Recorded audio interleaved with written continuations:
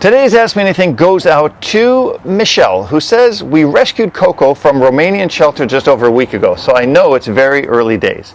She's coming along in confidence greatly, however, very scared of traffic, dogs, people, on bikes, push cars. I take her out late at night to minimize triggers. 2 interactions with other dogs have not gone well. First was a small dog that constantly barked at her. Second was calm and friendly, but Coco decided to bolt, which the other dog thought was play. Do I stop taking her out? No. Maybe sit in our car somewhere where she can watch the world go by while receiving treats, or persevere with quiet walks. She is such a heightened state of fear now that she cannot focus on mere treats. Oh, and she is always on a long lead. Well, thank God you put her on a long lead.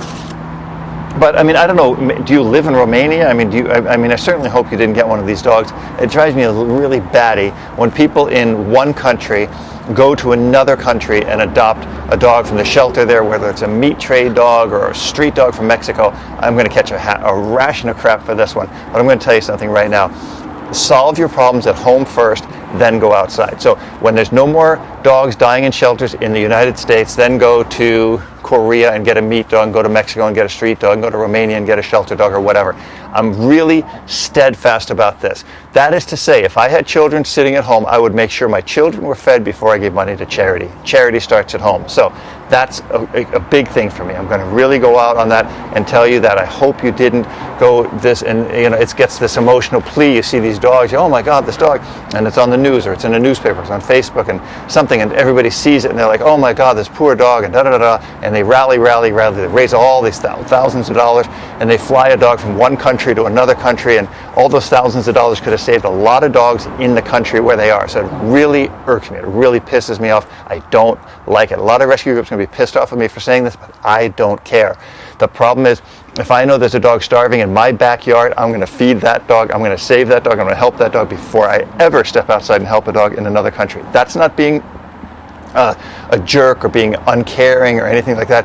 It's actually being more caring, because I have to take care of myself first. You put your oxygen mask on first in the airplane before you put your kids on. That means you got to help the dogs in your community and your place first. So your dog here, you got to expose it. You can't shut off. You can't go, oh, I had a friend of mine who got a dog, a meat dog from one of the Asian countries where they eat dogs, wacky as that stuff is, and got the dog home and said, I can't get the dog to do whatever. It was go in a crate. And I said, well, just put food in the crate and only feed the dog in the crate. It was something like that. I don't remember the exact same thing. And a week later, I called him up and I said, what's going on? Is the problem all solved? Well, you know what? I felt really bad because the day went by and the dog didn't eat. Right? So you're not going to solve the problem. So you're going to get emotional about it, you're going to think about it, you're going to power play this thing through in your head over and over and over again, and you're never going to solve the problem. Never. You'll never solve the problem.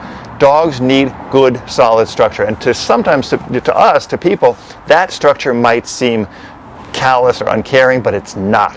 If a dog does not hunt, a dog does not eat. That's the big thing.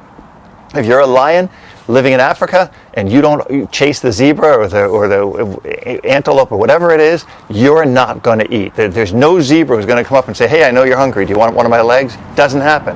So be strong with your dog, be firm with your dog, be fair to your dog, and give your dog structure. Got a question? Ask me anything.